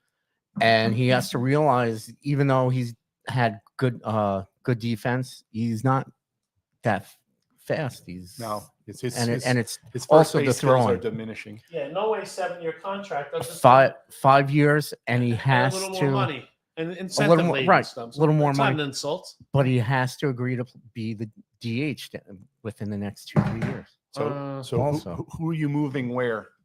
Vientos. Vientos goes to first base, First. so you pick up a first baseman because the Mets Well, were talking about that- getting, the Mets were talking about signing Cody Bellinger know. as well. That's Maybe they can get Giancarlo Stanton. There you go. Take that contract High pitch Eric will negotiate that. and have the Bobby Bonilla contract for him for the next 50 years. he. Although Stanton would be good for the Mets too. No, he The wouldn't. D- Stanton's not good for DH? anybody. He Stanton would be plays. Stanton going to Mets would be good for the Yankees. He plays 80 games a year. He gets hurt all the time. well, no, not. I mean, when have- he's on, he's a fucking Okay. beast. But it's not an 80-game season. No. But as your Maybe he only plays home games, right? Okay, He so doesn't DH travel. So you bring him in for a DH, and so Vientos is no longer the DH. Alonso isn't the DH they're playing every day now. Yeah. Okay. No. No. No. Let me ask you this question: how many actual? I'm just curious, just shooting the shit, right? How many actual baseball games do you watch on whatever device? Well, not counting if you're at work. Okay. All right, looking on your phone. I'm talking about like if you're home. Yeah. How much? Like not just home in the house. How many games do you watch a year? Probably in baseball. Not counting any playoffs. I'm good for 20, 25 games. 20. Okay, that's not too obsessive. That's not too bad. And that's going to be like games like you're interested in, like, oh, the Mets have a 3-game homestand against the Yankees. It's something I want to watch that. Or the Mets are playing the Cubs, and or some matchup that you want to see? The for, Dodgers. For me, if the time frame works out, so like if I'm home right, and it's an 8 o'clock game and there's like nothing else, I'll watch that. Or like if it's a day game and I'm going to be doing something later, I'll watch a game. For me, it's the time has to line up with my lack of doing anything, and then I'll watch a game. And what sports are on? Like right now, there's basketball, football, baseball, and hockey. But obviously, baseball's playoffs. Yes. And it's always soccer. I'm always watching soccer. Yeah. Soccer's on right now. that's what I like about. I like Sunday morning. I just put it on. And I watch Sunday morning the news. Yeah. I watch that, or I get it in replay. I love that show Sunday morning. Yeah. It's very interesting, a lot of stuff. But soccer all the time, and half the times I don't know who the teams are. I just enjoy the sport. Mo doesn't like when I bring up Liverpool. Little less diving and stuff. Like that's the only thing that I don't like about soccer. But I mean, there's a lot going on. I mean, you got the Premier League, you got the Champions League. There's a Carabao Cup. They're doing World Cup qualifiers. There's all sorts of soccer right now that you can watch. Yeah. You know, and it's exciting for me. But the downside is, so like I worked last Sunday. I don't normally work on Sunday. And at the bar? Yeah, I did a favor. What bar? Once again, Halligan's in Stony Point, 32 South Liberty Drive. Come see me. I'll be working tonight. Any specials going on? They always have specials. 2 for 1s, or they do a lot of stuff for football Sundays, not so much the Saturdays. But I college football all day today. Though. Notre Dame 3:30. But so Boston College. But so Sundays for me, I don't normally work. And it's dangerous for me because I crack the bourbon at like 10 in the morning with the soccer. And that takes me till NFL, where I crack more bourbon from 1 o'clock. I have a lovely decanter yeah. of Jack Daniels. Yeah, I think you showed me that bottle. Frank Sinatra. $300 bottle. Very nice. If you want a little taste. Oh, it's open. It's like I'm down to like this much left. I'll have a little taste if you're offering. Yeah, I'll go get it in a minute. I'll give you a little taste. It's very good. We opened it for my dad. Oh, very nice. Yeah, and then Mancini made me the nice decanter. Oh, nice. Yeah. You guys should look into 9/11 Specialties. Yeah. It's at 182 High Street in Nutley, New Jersey. John Mancini, aka Joe Friday on Facebook, owns it. Yes. Those decanters are beautiful, and he prints right on them. And you could have anything on there. Like, say your Cowboys won the Super Bowl this year. From your lips to I'm God's just saying ears. It happens, right? He will put like. I'll take the prop bet that Freed's gonna do before I'll put any money on the Cowboys. He will put it on the decanter, like the year, the stuff. Like I may have made a license plate for my wife for her car when the Eagles won. Okay. You know, even though that was very hard to do. Yes. You know, and stuff like that. They're really cool. When I bring it out later, you'll see. That's why you're in love, because you do these types of things for her. When I met her, we were dating like 2 weeks, and she was like, "Oh, can you grab my coat out of the closet?" And I opened up the closet, and there was a fucking Flyers jersey in there, an Eagles jersey, and I want to say a Phillies hat, right? And I was like, "Oh, fuck this! I'm out of here." Yeah. And then I walked out of the room with her coat, and I looked at her, and then I took a self-examination of myself again. I was like, you know what? I'm out kicking the pun coverage here. I think I can live with her sports teams. You know what I mean? Yeah. Keep her stuff in the closet. Yeah. And then we had an agreement. Like when I still followed football, it was you do your Eagles, I do my Giants. Right. We won't root against each other. If like the Giants playing the Falcons, you keep your mouth shut. Don't root against the Giants. If the Eagles are playing whoever, but if they're playing each other, all bets are off.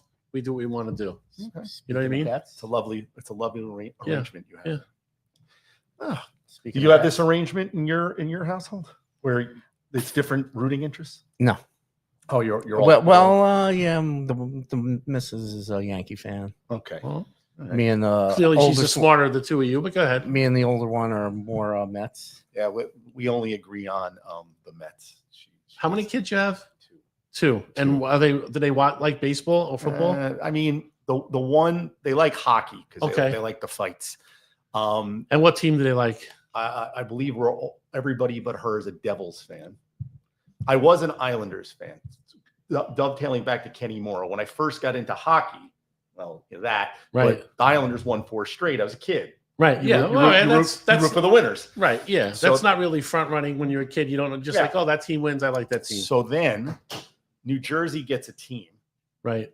And I go, well, somebody has to root for them. So I started rooting for the Devils. I was richly rewarded with 3 Stanley Cups from them. But that's how I became a Devils fan. I've always been a Mets fan. Always. My uncle tried to convert me. I was a Rangers fan always because we used to watch it. Well, back in the day, I'm a little bit older than you, but I grew up in lived in Hell's Kitchen until I was 4.5, 5, then moved to Jersey. But in New York, WOR Channel 9 carried Ranger games. And I used to cry every Sunday when I would watch the games there because the Flyers used to beat the shit out of the Rangers. And I would always tell my uncle, why don't they fight back? You know, that was the days of Davey Schultz and, you know, Eddie Hospodar getting his jaw broken. And then when they moved to Jersey and we moved to Jersey, when the Devils came, the first 2 seasons, he bought partial season tickets and he tried to convert me to Devils fan. Right. I just enjoyed being in an arena. I'm a hockey fan first. True. I enjoyed being in the arena and watching, because now it's cool. You get to see, as a younger kid, you get to see all these different teams. Yeah. Like he brought the Norris division package. So you got like maybe 2 Patrick division, which back in the day was like Pittsburgh Rangers, Devils, Right. Islanders, Capitals. And then Norris was like Minnesota, Chicago, teams like that. You never get to see those kind of teams play, especially in the Garden. I didn't get to go to the Garden too often. And we didn't have the sports packages. Right. So for 2 seasons, I went to, that was when Chico Resch was there, Gary Howitt, who was like 5'8". I watched Gary Howitt beat the shit out of Bobby Smith on the North Stars. Had a lot of fun memories, but I would never switch. For me, it's always, I'm in that, it's weird in New York, right? I'm Rangers, Knicks, Yankees, Giants, Yankees. And usually it's Jets, Mets, Nets. No one ever has any issue with my hockey team. No one has an issue with the Mets. Right. But everybody always wonders why the Cowboys. And I've explained it before because we're all fairly close in age. Right. If you recall how great the Giants and the Jets were in these 70s and early 80s, they weren't very good. And so, well, the Jets were good for like 3 years. But in then the 60s and the 70s, they won 1 Super Bowl. But then what ends up happening is, you got Monday Night Football, and I try and explain to kids just how big an event that was. Monday Night Football was like appointment viewing. Yeah. Cosell, Bruce Jenner, and O.J. Simpson. And you know what? The best record on Monday Night Football for many, many, many, many, many years.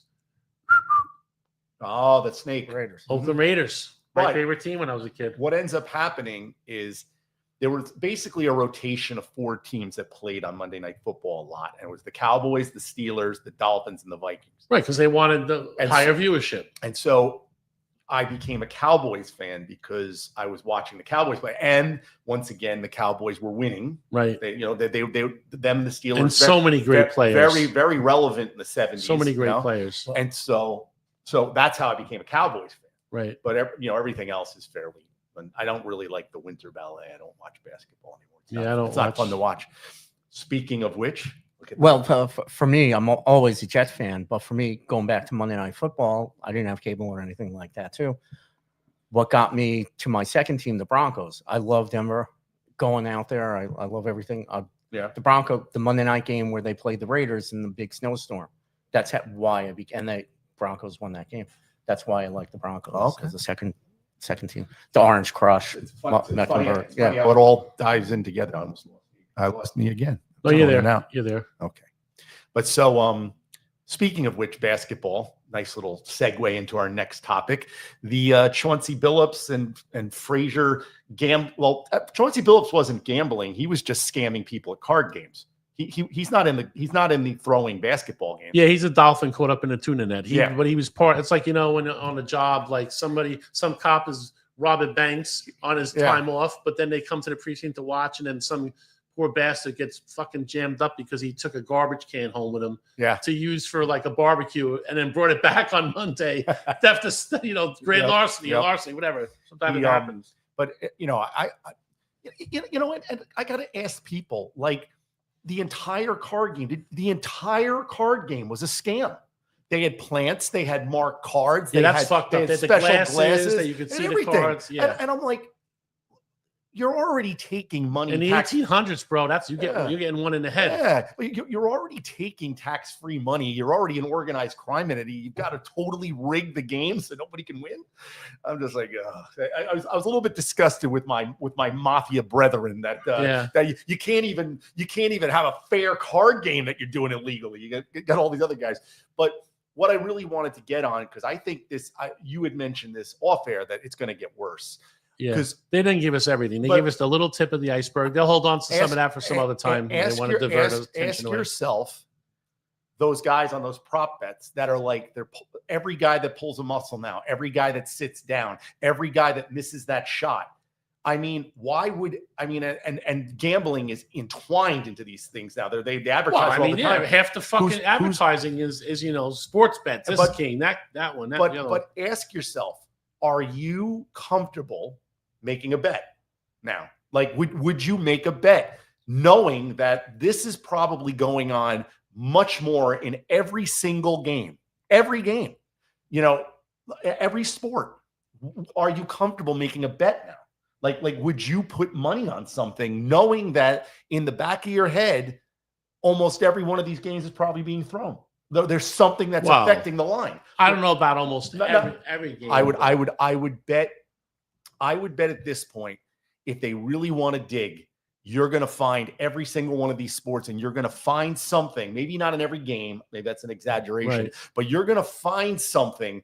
You're going to start looking at these parlay bets and these prop bets that people can make. And all of a sudden it's like, wait a minute, this guy got hurt. Maybe he got legitimately hurt, but wait, he got hurt and this prop bet paid off.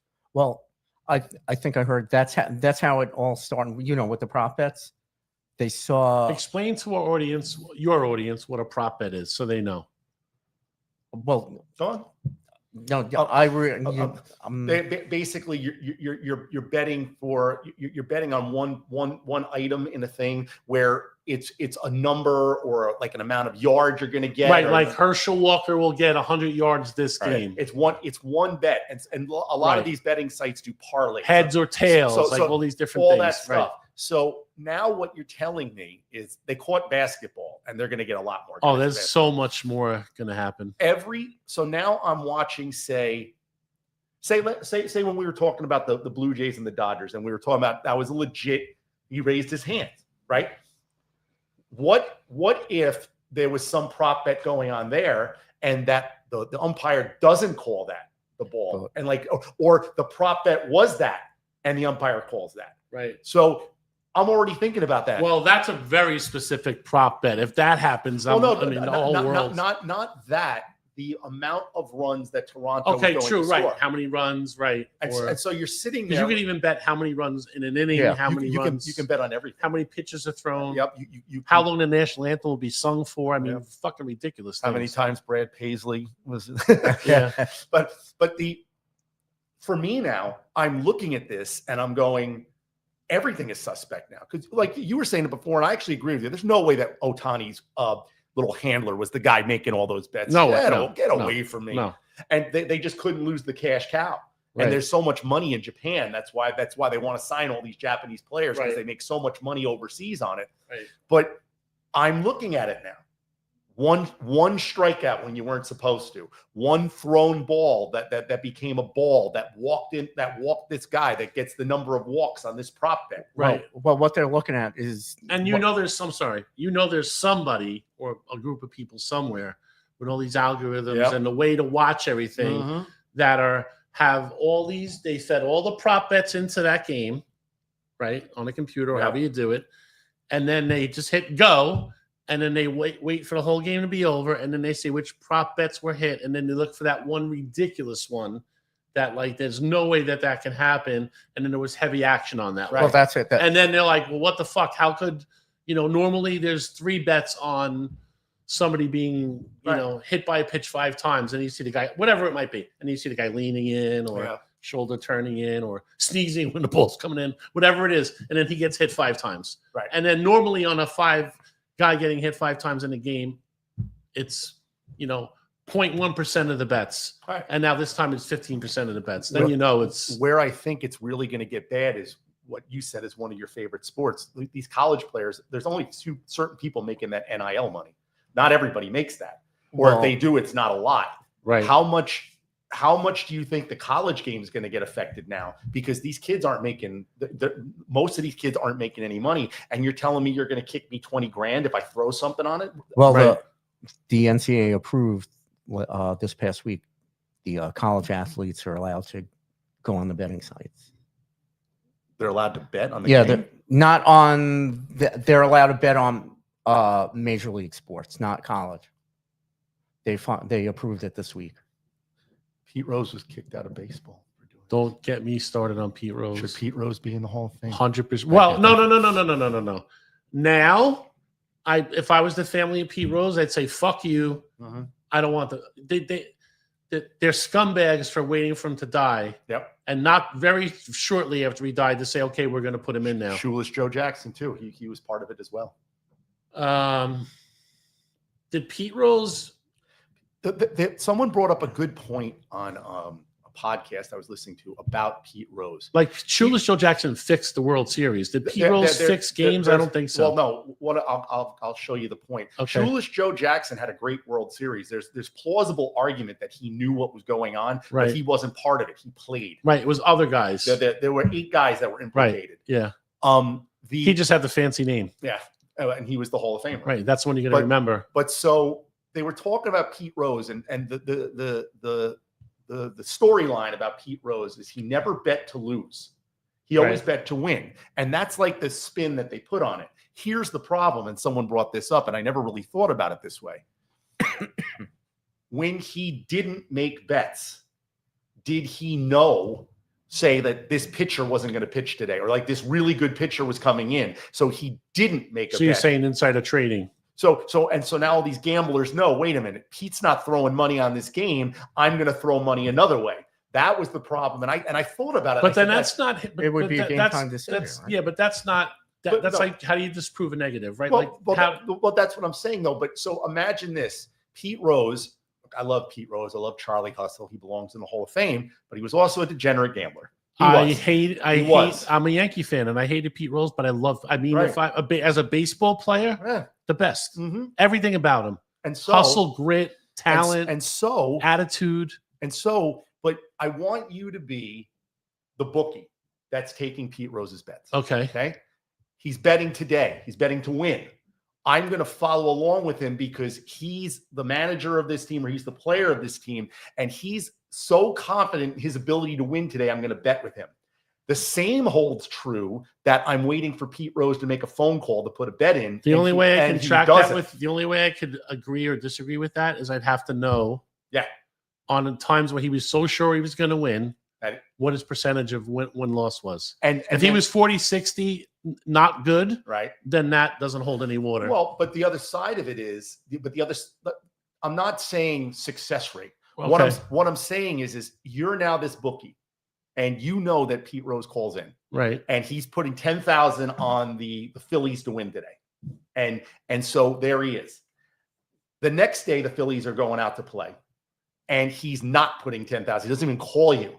What does he know about this next game that's causing him not to put a bet? And not for other than the fact that he is a degenerate gambler, like you said, your words, not mine, but he probably true. He was. We're all flawed human beings. He was a degenerate gambler. He could know something. That's the dark side about the Pete Rose story. Right. Is not that it's almost laudable that he bet to win. Right. That's confidence. Yeah. I'm so confident that we're going to win that I'm putting my own money on it.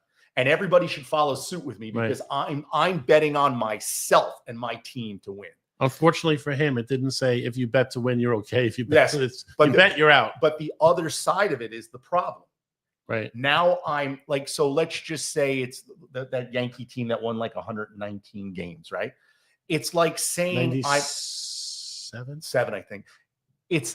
It's not that Pete Rose didn't put a bet on the Yankees. It's that he didn't put a bet on the Yankees. And why isn't he putting a bet on the Yankees? That's the problem. And that's where I see that whole fantasy that he only bet on. But that's a byproduct of his betting and really not. Also, I don't know. Taken advantage of by other people. Yes. But that's the point.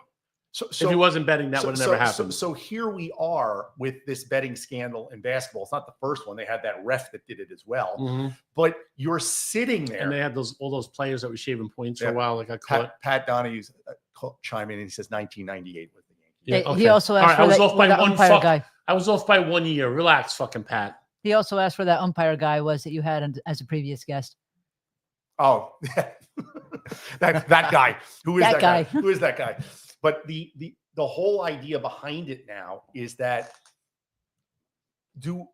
gambling is part of the sports culture. I get it. But do you have any confidence in your bet now? You're making a bet that Javonte Williams, the running back for the Cowboys, is going to get 100 yards. Right. Okay. And so you put that 100 on that prop bet. You put $1,000 down on that prop bet. And all of a sudden, like, he's at 90 yards. And Dallas is winning by 15 points. There's 30 seconds left of the game, and he fumbles the ball and doesn't get his 100 yards. Or it's the third quarter. He's got 95 yards. He needs 5 to get the prop bet, and he pulls a hammy. He's out for the rest of the game. Do you really believe he pulled a hammy at this point? Right. That's the problem I see with what's going on. There's so many things that you can't account for, and really the only thing, you're right, and they have algorithms and all these things as well. Right. That's how they started this thing. Right. That's how they set odds on everything. That's how they set odds. But so the basketball thing, NBA investigated this before, and all the money went on to they that. just couldn't. They didn't have the resources that the FBI did, and they turned over. They didn't have the resources, but probably weren't trying as hard. Would you want to? Would you want to know that there's like a coordinated effort to fix games, to fix prop bets? So you wouldn't go as far as saying that the NBA covered it up. Yeah, I don't think so. Because when you listen to what they said, Up worse than the crime. When you listen to what they said, like, they don't have subpoena power, they don't have the law enforcement backing to do something. So when they turned it over to the FBI had that power to be able to look into it where the NBA couldn't. Right. And that's how they caught Chauncey So the Billups in NBA the car turned game. it over to the They because cleared. they certainly have the knowledge, because every single sport has retired law enforcement people working for them that do just this kind of stuff. Correct. They did their investigation. They Right. cleared them. It's just, did they want? Well, did they clear them, or did they say we can't really clear them? So here, That's what they said. yeah, we can't really. They couldn't take the investigation as far as it needed to go. Right. And then when the FBI got involved, well, now you have this. Well, then kudos for the NBA for not sweeping it under the rug, which they could have if they wanted to. I would like to see if these gambling sites want me to be a player with them, then I'm going to want to see, like, open sourcing of, like, a prop bet that comes up, and all of a sudden there's action 5 minutes before. I'd love to know the numbers of, like, since this shit broke, how much betting is down across the board on all the major betting sites. I wonder what that would be. Can you look that up to see how has gambling site participation dwindled, and how much since that scandal came out? You want to look that up real fast? But I mean, I can do it on my phone. All right, I'll do it. But in the meantime, I'll be you out here. What do you think? Do you think this is doing real damage to sports? Is this going to be something that's going to damage the games? Probably not. We'll know when they start calling baseball and football and hockey sports entertainment, like the WWE, and it's entertainment. Like when they did with the wrestling. Oh, I just noticed that. Not sports related. God bless Ace Frehley. Kiss was one of my favorite bands. Yeah, and no, I just got that out there. When I do not sports related, but Kiss was a very important band to me. Me too. I grew up on them, so I always have little things that are going on. And excuse me, it's not my show, but I like to add little things that are, in the moment. Yeah. R.I.P. Ace Frehley. Mm-hmm. I had him as one of my skeletons painted last night at my Halloween, and then always my favorite quarterback, my favorite athlete, my favorite sports guy of all time, followed closely second by Thurman Munson, is the Snake Ken Stabler.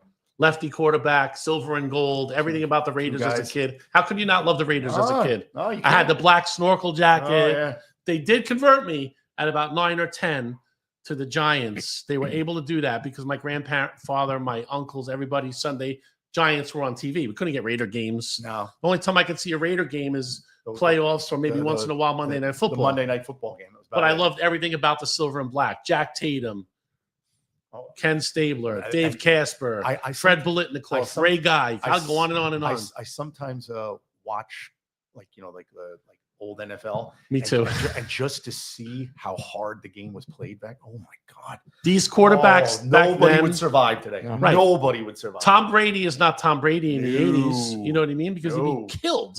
He'd be killed. See, for me, like, okay, let me ask you this question. Then you're doing your thing. Top 5 quarterbacks all time across all decades. Top 5 all time. You don't even have to do. I'm not even going to make it tough on you. Kenny Stabler. I'm not going to say 1 through 5. You could be. It doesn't have to be any order. Kenny Stabler, Joe Montana, Terry Bradshaw, and he doesn't have like giant stats, but Terry Bradshaw. He won 4 Super Bowls. That's the only stat you need. He won that because he was a tough son of a bitch and smarter than people thought he was. Well, just because Roger Staubach, just for me. And that's 4. Who would I get for number 5?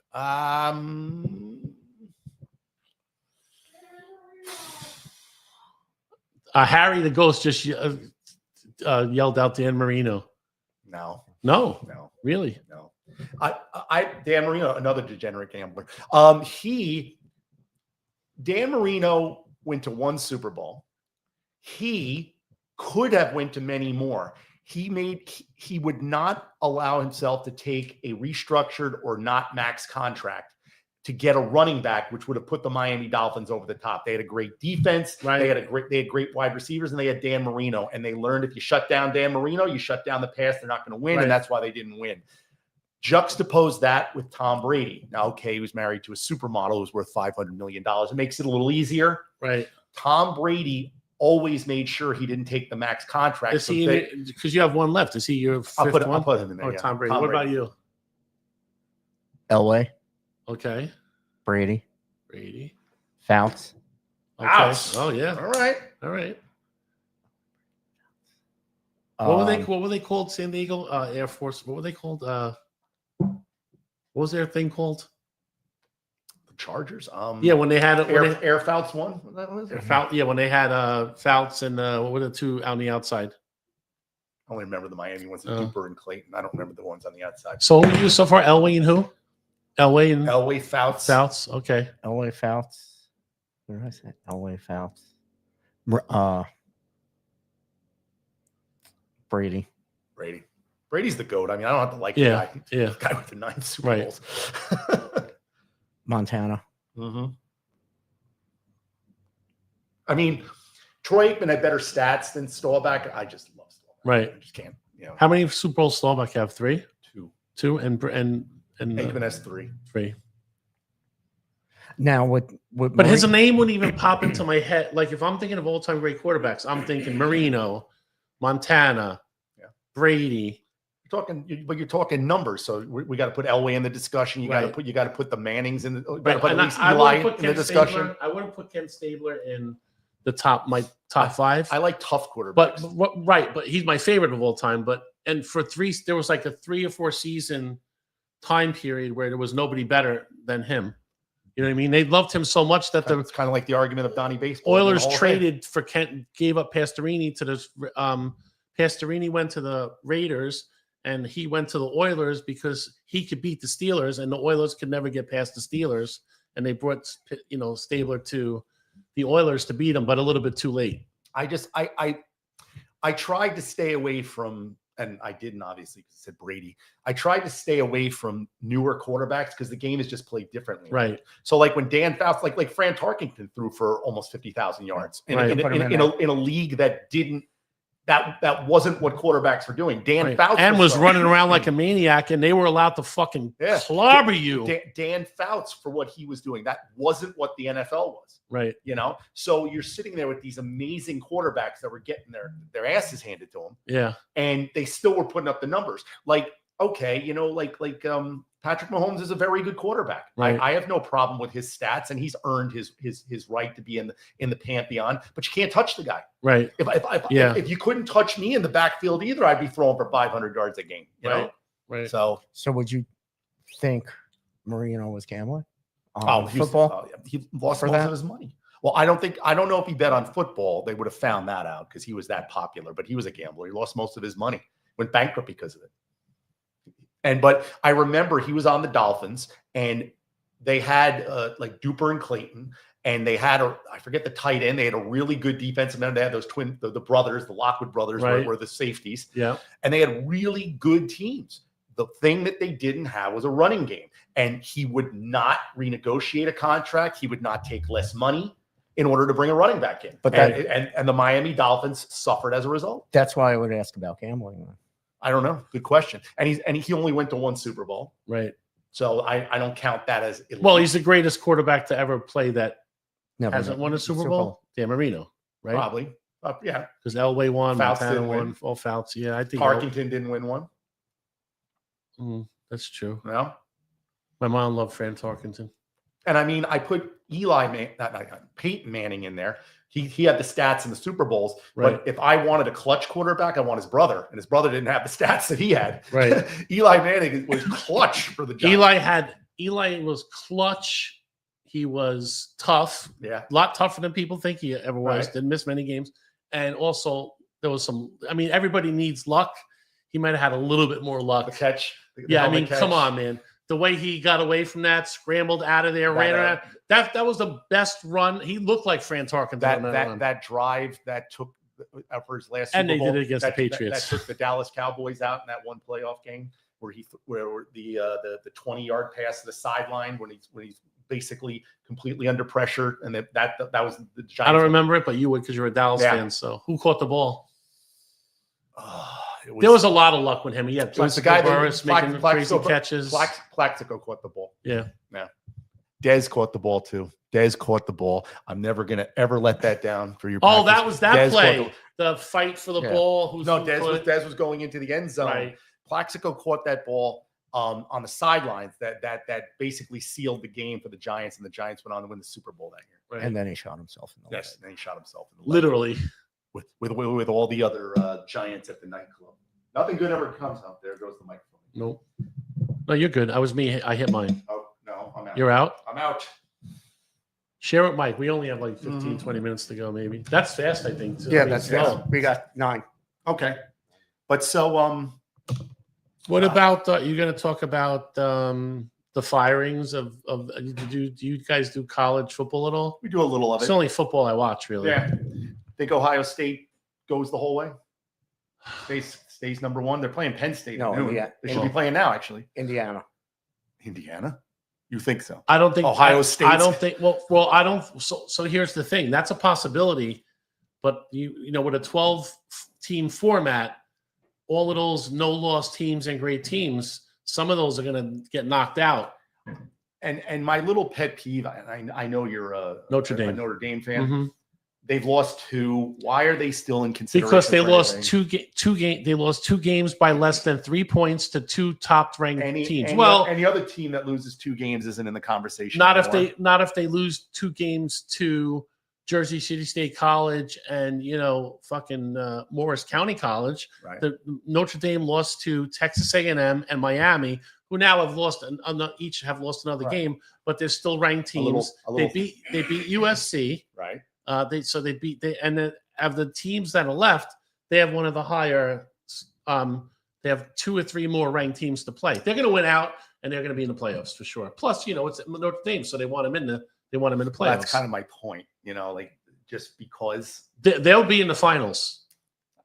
I don't know about the finals. They will be in the finals. Notre Dame. North Texas is playing. Now Navy I get today. nervous. North Texas lost 1 game, and Navy's 7-0. I mean, I get They'll nervous. be in the top 25. I get nervous if top 25 is not top 12. You need to be top 12. Yeah, I know. And they have to win out because they have those 5 teams that get in that are not conference champions, but that are in the top conferences. So they have to win out. And the another reason for Roger Staubach is because he served his military. Yes, time God bless. Before he went to the NFL. So, right. So think about those years he lost. Yep. Right. Well, it's like when we talk. Or that might have made him. Well, we also talk like a different era, because Ted Williams went to World War II in Korea. How many years did he lose? How many years did those Hall of Fame Yankees guys that all went to war? Every one of them, all of them served. Yep. None of these players, and not like Elvis Presley served. No, they served. Like Pat Tillman served. Yeah. Served, like really served. So you look at those types of things and the sacrifice that these guys made in order, serving country, and they understood what their responsibility was. And so, your thoughts on the quarterback chat and Notre Dame and, constantly being put up no matter how many. Well, I was going to just breeze freaking past games they that and lose. talk about, Penn State firing their coach. Right. Well, whatever. Kelly being bought out at 53 million. LSU.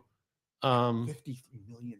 I think 53 million is what he was owed. They never get that. He settled for a lesser number. I don't know. I'm not sure what the number is for ease of being able to leave and being done and out of the contract. He's going, so he will be hired by somebody. There's so many openings, so many coaches being fired in the college football. I guess because of the playoff format now, there's more teams that can get in. Right. So you need to be the guy that's guiding that team through. And if you're not doing it, they're not going to waste any time on you. They're paying. Well, you LSU was look, they fired what's his name from LSU 2 years after he won a national. Lane Kiffin, right? No, Lane Kiffin is coach of Ole Miss.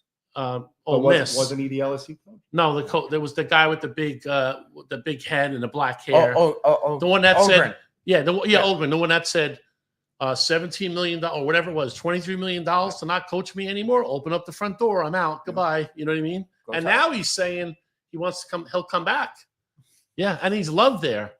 I'm sure. I mean, also there's Nick Saban is in the mix, although he's saying he does not want to come back. He won his first national championship with LSU. It's a great place to coach. What about Urban Meyer? You think he comes back? His name is getting floated around too. Well, that's Penn State, right?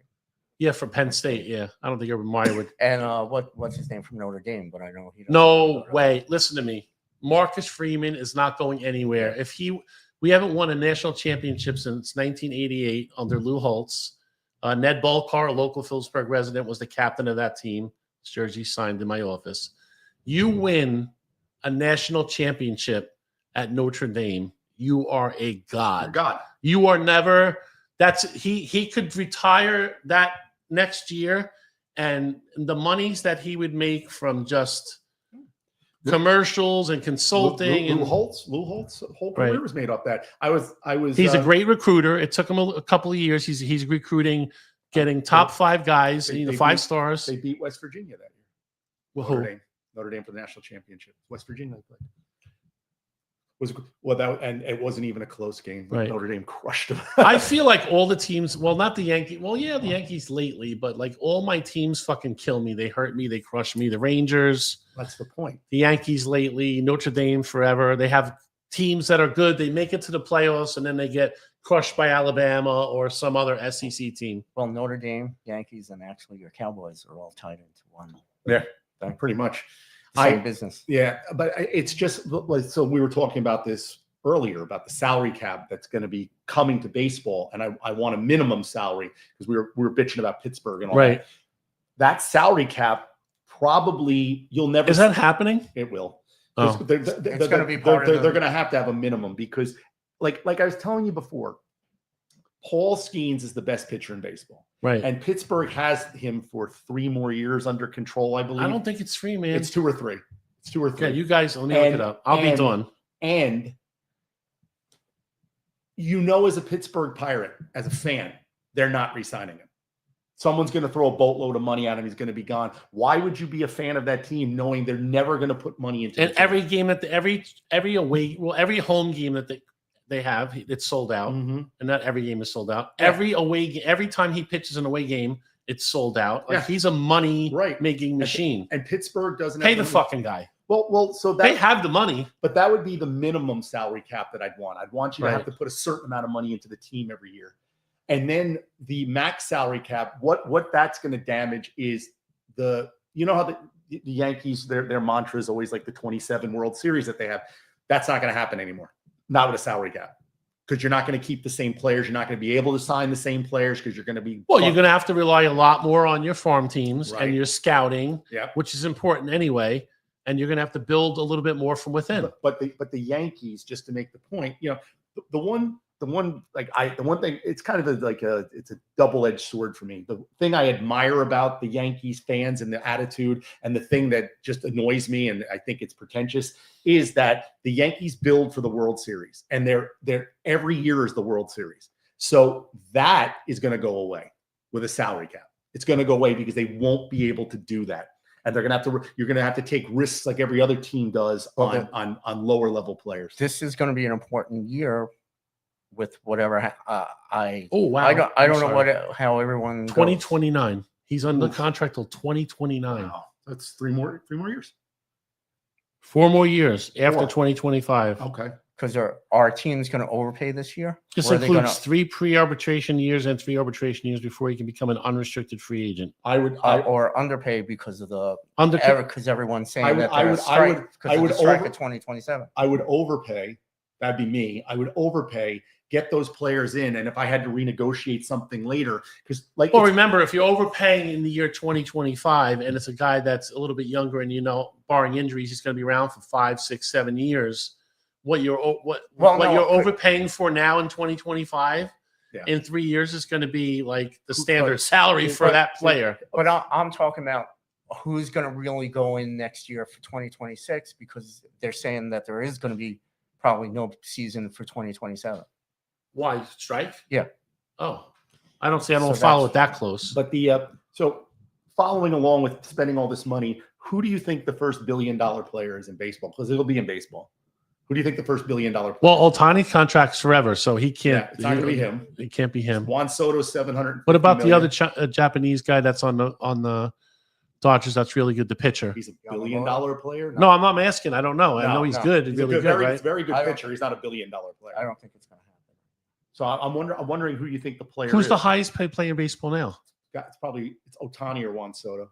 I don't know which one. And Soto's, what's his contract? $750 million. For how many years? I think they got 14. Right? How many? 14 years. They signed. I mean, the club they can opt out after 5 years. Right. But it's a 14-year contract. Okay. But I'm just wondering who you think that's going to be. Probably somebody we don't know yet. I mean, because are you going to pay for pitching? I mean, these pitchers don't pitch 20 games anymore. Right. They do 5 innings. Yeah. I mean, that's the other side of baseball. We were talking about the analytics earlier. These pitchers aren't. They're barely throwing 100 pitches. Like it's a treat when you have a pitcher that stays in a game. Right. And a middle reliever now is just as valuable as a closer. Right. That's where I think the money's going to go. The middle relievers. That's where the new money's going to be, because a starter isn't worth what a starter used to be. Right. Starter's only going 3 or 4 innings. Yeah. And that's right. I mean, that was the Mets' problem all year. Stearns tried to catch lightning in a bottle again and take chances on some lower level pitchers, and you have to. So you have to do a little bit. Everybody can't be. The year before, when he had Carrasco and he had the ex-Yankee, he went to the A's. Servino, and he had a bunch of reclamation projects, because Servino did not have a good year. One maybe of those two. But so what he was trying to do was get these players taking a chance, like Montas. He took a chance on Montas that didn't work out. But what we had this year for the Mets is there wasn't a starting pitcher that could go more than 4 innings. Yankees did that with that guy. What's his name from the Cardinals? He was an outfielder, and he had like a comeback season. It was like 2 years ago. Richenko? No. Oh, I'm sorry. Keep going. Sorry. Rick Ankiel was the guy I think you're talking. He's a pitcher in the outfield now. But the whole idea behind it is what we're going to be dealing with now, is that idea of who's worth the money, and Stearns tried to make a team because they were going to sign Juan Soto. That's where all the money was going to go. And, I was happy when the Mets signed him. Uncle Stevie, he's got money to burn. He could buy the entire major leagues if he wants to. Right. But I think that's what Stearns was trying to do. And this year it backfired on him. And you were asking middle relievers to do 4 or 5 innings a day. Well, what the fuck happened to the Mets? They were the best team in baseball. They were so good. And then all of a sudden, injuries to the pitchers. Then the big one was the bats went cold when the middle relievers started getting hurt. And those a combination of those two things. When the middle relievers got hurt and you didn't have a pitcher that could go more than 4 innings, it's kind of like, so I was talking about the Dallas Cowboys earlier. Dak is having an MVP season offensively. He really is. It's not his fault this year. I'm always blaming Dak. He's not a Super Bowl quarterback. It's not his fault. The defense is giving up 40 points a game. Yes. So now you want to bring it to baseball. You're relying on middle relievers to eat 4 or 5 innings a day. And that's not what they're built right. for. And you're on a 3 or 4 game swing back to back games. What are you doing? I believe the Mets were like what the Toronto Blue Jays were. They were an all-around team until everything happened. And when like Alonso got hurt for a little bit, Juan Soto, look, everybody shits on Juan Soto. He was getting a lot of walks. He was driving a lot of runs. He just wasn't hitting home runs until later. Right. But he was playing well. Well, the beginning of the season, he wasn't really doing. No, but he was walking and driving in runs because they weren't pitching to him. Right. I wasn't low on him. I mean, if you were low on him for the home runs, I'm just saying, based on the amount of money he was being paid, they didn't bring him there to. It's like anytime the Rangers get somebody who's like a superstar, right? And then he's not scoring goals, but he's gritty in the corner. Like, no, asshole, that's my fourth line. That's Rempe for me. Right. We're not paying Rempe, $17 million a season.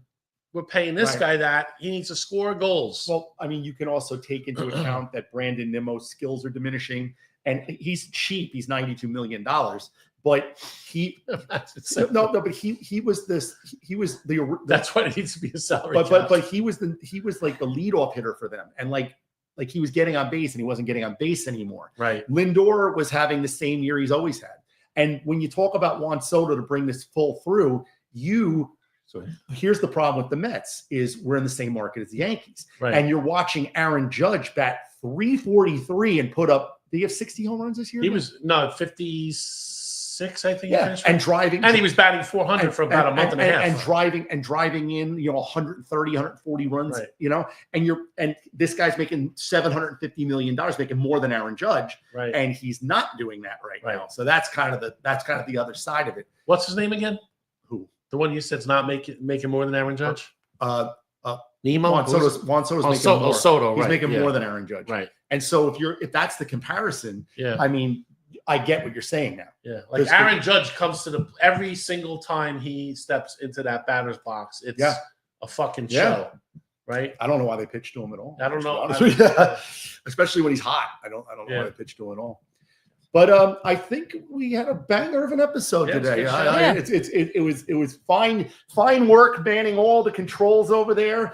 Burke, thank you for giving us a little time. As I said, rest in peace, Ace Frehley. Yes, Kiss was a very, very important part of my youth growing up, and it's sad to. I mean, I know Peter Criss died some time ago, but it's sad to see. Peter Criss is not. Isn't he dead? He died no. He dead? Eric Carr is dead. Eric Carr was the Fox. He took over. Peter Criss. Peter Criss actually just released a new album. Eric Carr died. It's called Chris, K-R-I, and he has the two S's from the word kiss in it. It's pretty cool. Okay. I don't know what the music's going to be, but like I just remember like growing up with that band. I saw 6 different Kiss farewell tours dating back to like 1997.